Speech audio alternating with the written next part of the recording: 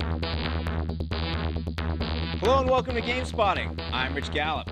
Today we travel through time with a pair of GameSpot's wizened editors as we celebrate the 15th anniversary of one of the most endearing mascots of recent memory, Sonic the Hedgehog. From speeding through side-scrollers to fighting and even puzzle games, Sonic and crew have done it all. First, let's take you back to where it all started, the Sega Genesis.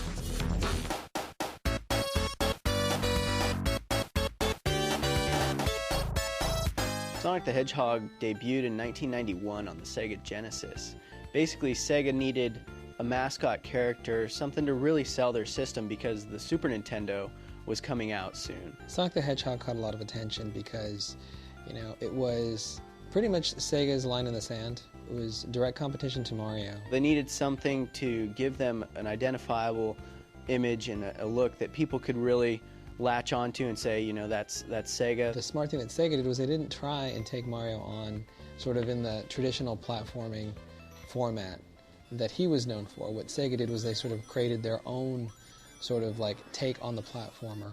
So Sega came out with Sonic the Hedgehog, who is their first real mascot character, and he kind of had a little bit of an attitude, a little bit of edge that Mario was lacking, and a lot of people really identified with that. And they introduced pretty much the key concepts that have been sort of like integral to all the Sonic titles. Sonic was just all about speed. And the sense of speed in that game was really awesome. He was like a rocket. And the power-ups that you would find in the game kind of were the same idea. You could get shoes to make you go even faster. Occasionally jump over a pit or something, jump on an enemy. You'd go through these giant roller coaster-like loops. You had an interactive environment, which these days we all take for granted, but back then it was pretty eye-popping to see.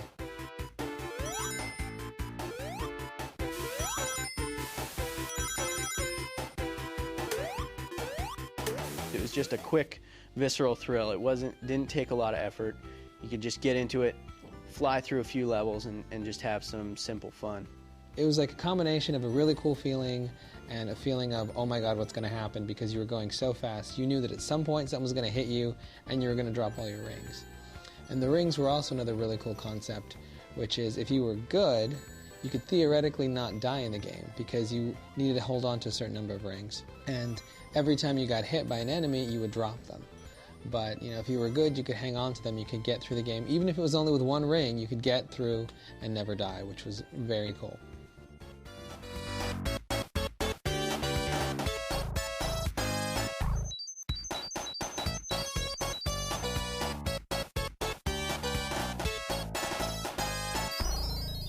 Sonic 2 kind of continued the trend and built on a lot of the things that really spoke to people in the first game. You just start at one end of a level and run really fast through to the other end, collecting rings and freeing the little animals. The sense of speed was back, the graphics got more ornate, and they introduced a sidekick.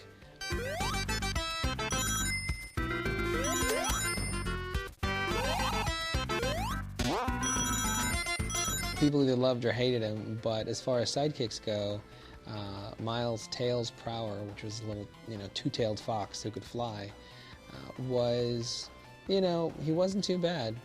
He actually had a little bit of personality. And what you could do is the second player could kind of control him a little bit. It didn't really affect gameplay all that much, but it just kind of built out the Sonic universe by throwing in more characters. Sonic was the edgy guy, and Tails was like his nice sidekick. He was basically like a little kid who idolized Sonic and wanted to be just like him, so he would come around and try and help. And he had his own bits of personality because he could fly, but he couldn't fly for very long. He'd get tired. So you'd see him start to fly with his tails spinning, and then he'd sort of get out of breath and get tired and kind of like sink to the ground and be mellow.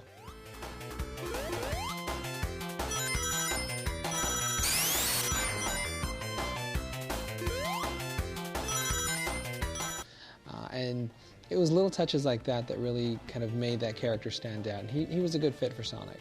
Basically, though, the gameplay in Sonic 2 was the same, but it's still one of the highlights of the series just because it got everything down really tight, and a lot of Sega Genesis sold with Sonic 2 as the pack-in title.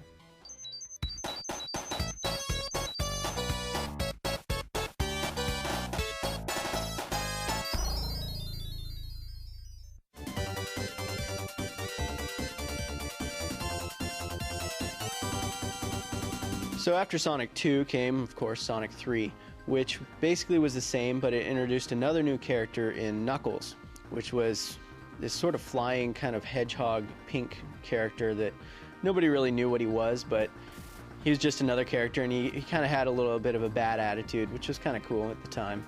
Sonic Team started to really have a lot of fun with the character. You started to see them try a lot more kind of outlandish things in the environment that you'd like shoot off of and jump off of. They got a little crazier with the bonus rounds where you'd have to get jewels and stuff. They introduced some 3D stuff, actually. It's very simple 3D, mind you. You're just kind of running on a grid, but it kept the series moving forward in terms of its visuals and its gameplay, and it always felt very cutting edge.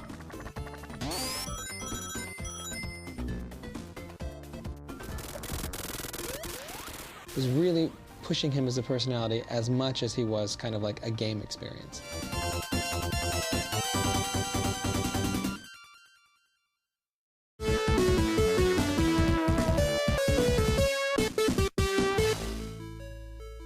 Sonic and Knuckles was kind of a landmark title, not so much for the Sonic series, because it did something incredibly new and different, but more from a technological standpoint. They were really smart about sort of using old content, and they released this cartridge that you could put your old Sonic games into, and then you would access new content. So you could flip down the top of the cartridge, throw in Sonic 2 or Sonic 3, and it would alter those games. So you'd have like Knuckles in your Sonic 3 game as playable character. And everybody was really excited because there were certain things, in Sonic 3 that people had tried to access, and they couldn't quite get it, and they didn't know why. They thought, maybe they sucked at the game, but in actual fact what it was you needed to be Knuckles. For Knuckles, he could climb on objects and he could glide, which is a different kind of flying, and he could also punch stuff. And it gave everybody their own sort of like unique elements.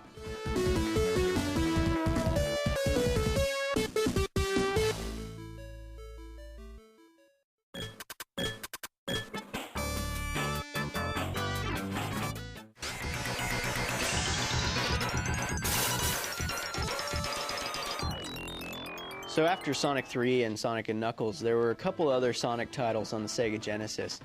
One was Sonic Spinball. Sonic Spinball came out of the era when Sonic was popular, really popular, and Sega wanted to capitalize on that. Sonic was in ball form, and he'd just spin through these pinball tables, and you were basically just playing pinball with Sonic the Hedgehog. It was kind of a neat idea.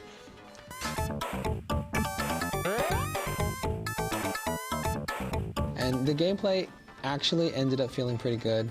It was a pretty decent pinball game for the day. It really pushed the Genesis. There was some slowdown and whatnot, but they actually did have the Sonic feel. They used all the sound effects. They used a lot of familiar locations and graphics and whatnot. So it was as authentic a Sonic pinball experience as you could get. Another one was Sonic 3D Blast, which was kind of an isometric perspective where Sonic would run through this 3D level. They were sort of dabbling in 3D. There weren't too many polygons in there at all. It was all trickery through sprites and whatnot, and perspective. For better or for worse, Sega opted to outsource it. It ended up going to Traveler's Tales, who had a very different approach. They did a good job of kind of getting the look right, but it kind of lacked the speed and the fun and simplicity of the other Sonic games. The gameplay was slower than the other Sonic games, which is kind of how the series has gone as it's gone to 3D. You ended up going to Flicky Island and collecting a lot of birds. You'd have to collect 10 birds and then take them to a warp gate and free them.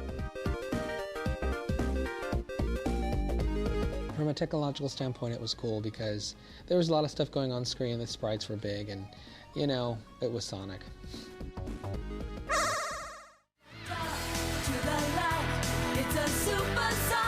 So after the Genesis, we had the Sega CD, and there was one game that was probably the best game on the Sega CD, which is Sonic CD. Sonic CD was Sega's very smart move towards getting people to kind of adopt the Sega CD peripheral, which kind of didn't take off. It's a shame that the peripheral didn't take off as much as it did, because Sonic CD is one of the most loved games in the series because it nailed so many things. It had a little bit more visual detail, and the music was actually really good. It was one of the highlights in the music of the Sonic franchise that a lot of fans really enjoy.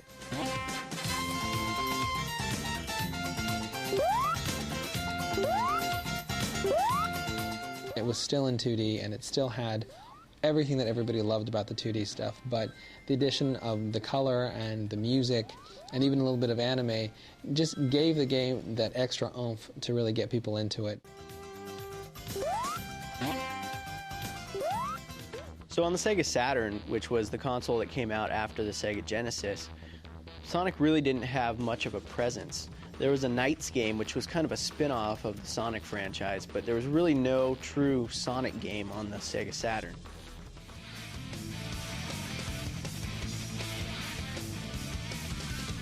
So while Sonic didn't have much of a presence on the Sega Saturn, the next console from Sega was the Dreamcast. And that console launched in 1999 with Sonic Adventure, which was Sonic's true first foray into full 3D. There was a lot riding on it because in a lot of ways it was, in fans' eyes, comparable to Super Mario 64. And Sonic never actually made an appearance, an original appearance, on the Sega Saturn, to what people wanted. And it was the first kind of original 3D Sonic game. It was a lot more expansive, but it was still familiar because it still had the same kind of fast and quick and simple gameplay that Sonic was known for.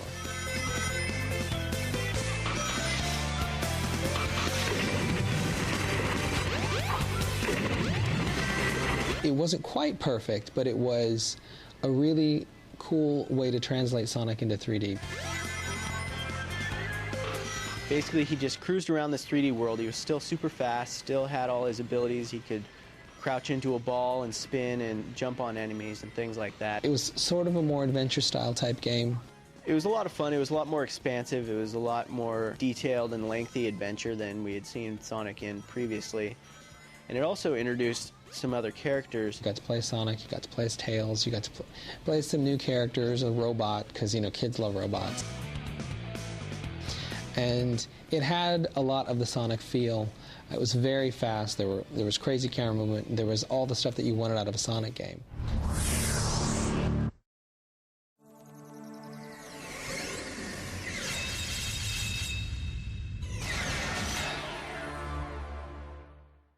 Sonic Adventure 2 came out later, and it just kind of expanded on the same concept of Sonic Adventure 1. Sonic Adventure 2 had a lot in common with Sonic 2 on the Genesis because, once again, you had kind of a more confident game that was building on its predecessor. It's just more of kind of the same running around, platforming in 3D.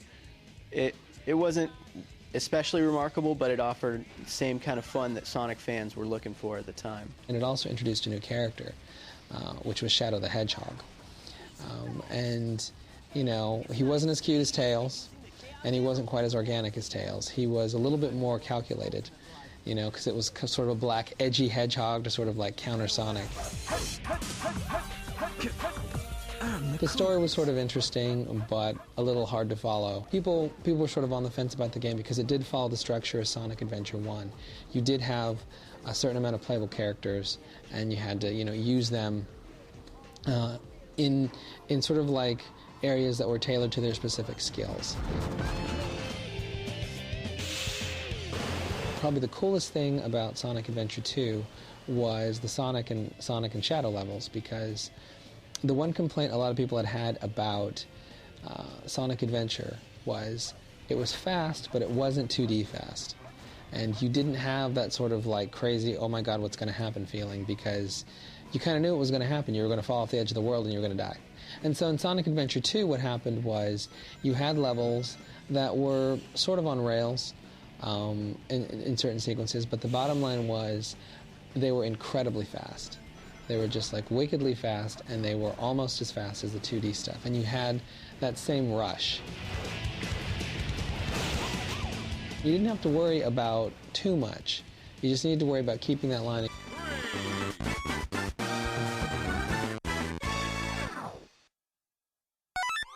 After Sega stopped supporting the Dreamcast and that went away, Sonic had to move to other platforms. So the Sonic Advance games came out on the Game Boy, and there are 3 of those, and they kind of brought it back to the simple gameplay where you're just kind of going from left to right, running real fast, jumping over things, going through loops and corkscrews and things like that. So they were a lot of fun.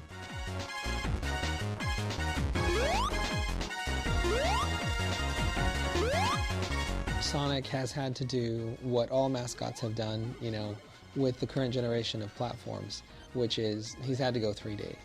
And there are a lot of people who have been longtime fans and haven't quite gotten the same charge out of his 3D games as his 2D. And for a while, it looked like we were never going to see a 2D Sonic game.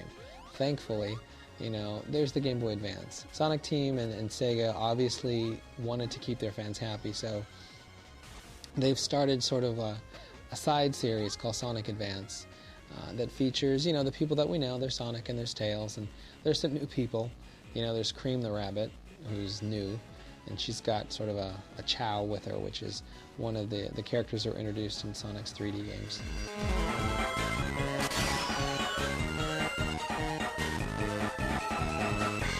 They are really, really close to the spirit of the old school Sonic games, and they introduced some new features as well that have kept it, that have been fun and have that sort of like old school appeal to people. So if you need your 2D Sonic fix, you'll always have the Advance series.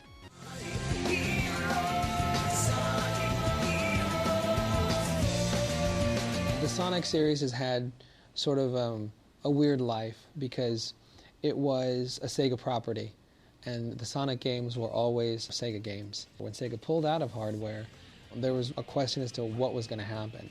What we saw were Sonic Adventure 1 and 2 get ported over to the GameCube with some new content. And that was sort of a good solution, but the temporary solution was a game called Sonic Heroes, which was kind of a Sonic game, but they mixed in a couple things. It was basically you're controlling a team of 3 characters. All of the characters that had previously been introduced, like Amy, Cream, Knuckles, Shadow the Hedgehog, and it introduced kind of a team play mechanic. So you'd be going through this level like in a Sonic Adventure game, but you'd have a team of characters, each with their own special ability, and you'd have to utilize that special ability to get through certain areas in the level.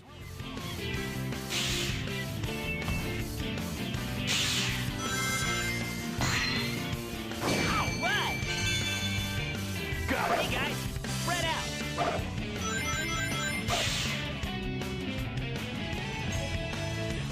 Level up! Sonic Heroes, I think, still struck a chord with people because in a lot of ways it's sort of like riding on people's affection for that character. And, the fact that he's been around for this long kind of speaks to the fact that there's something about him that still speaks to people regardless of generation, which is quite a feat because you don't see that anymore.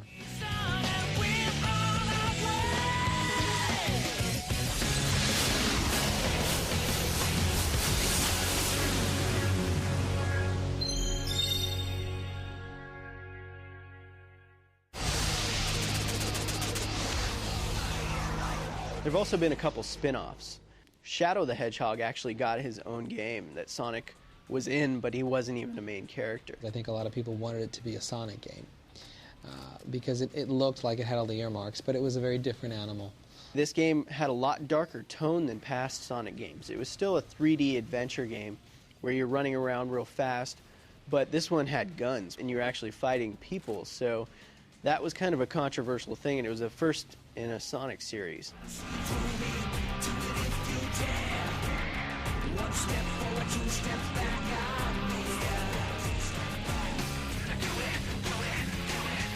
Shadow is his own character, and to their credit, Sega made a game that was tailored to that character. And it actually did have quite a few of the Sonic favorites in it, but the gameplay just wasn't that good, and it just kind of had its flaws. It had Sonic elements, but ultimately there was some gunplay involved. There was, picking up objects, a lot of stuff that Sonic doesn't do in his game. So it didn't quite work out. Like if you were a Sonic fan looking for a fix, that wasn't quite the one for you.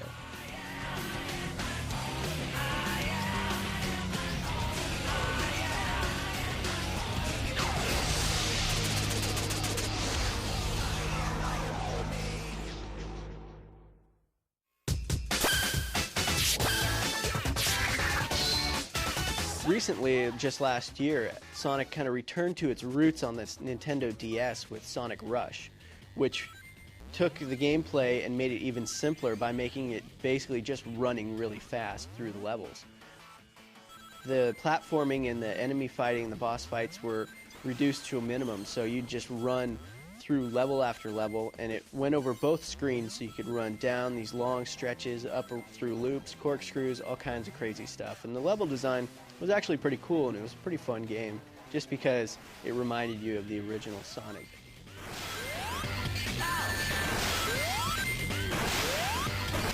It totally could have been a game that came out back during the Genesis era in terms of feel, because it's got that incredible sense of speed. But at the same time, you've got sort of like a next-gen sheen to it, because Sonic's been redone in this really cool, funky, cel-shaded style, and it's got really, really good music that maybe isn't quite in line with the Sonic stuff back then, but it's very contemporary, and it has the same feel to it, which is great. Let's do it!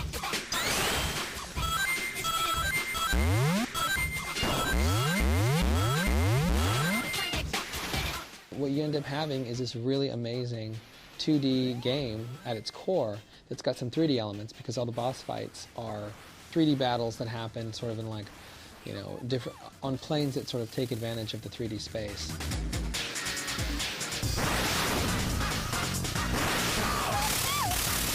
Ultimately, you've had, in a lot of ways, the game I think that everybody had been hoping to get quite a few years ago, before 3D technology could do what it does now. And 2D had kind of maxed out, and you end up having this really great hybrid game that is just a lot of fun.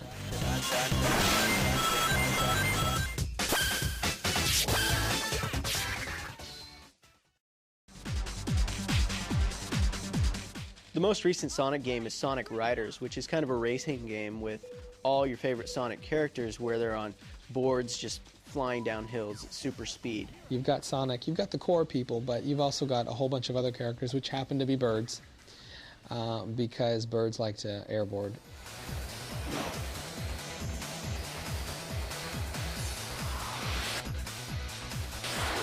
Oh, not bad. It's pretty simple, there's not a lot to it, And there's a whole trick system involved. It's kind of a racing game. but it's got the speed that Sonic fans crave. See ya. It's aimed at like people that are either hardcore Sonic fans that'll play anything with him in it, or kids that are just in for a good time and just, want to do something silly.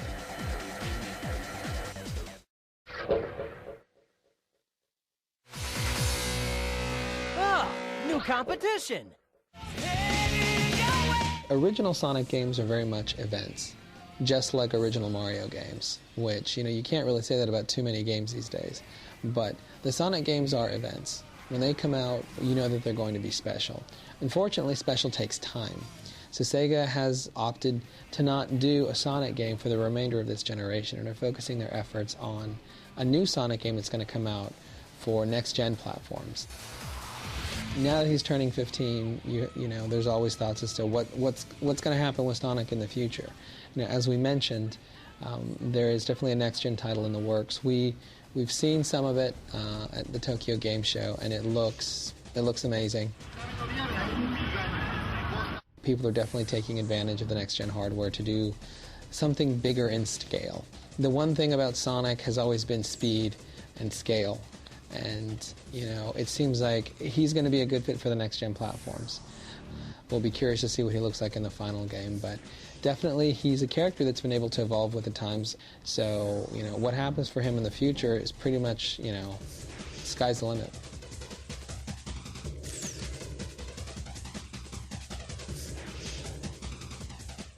We hope you've enjoyed our look at the history of Sonic the Hedgehog. For more on the Sonic games or any other video game for that matter, visit us online at www.gamespot.com. I'm Rich Gallup, and we'll see you soon.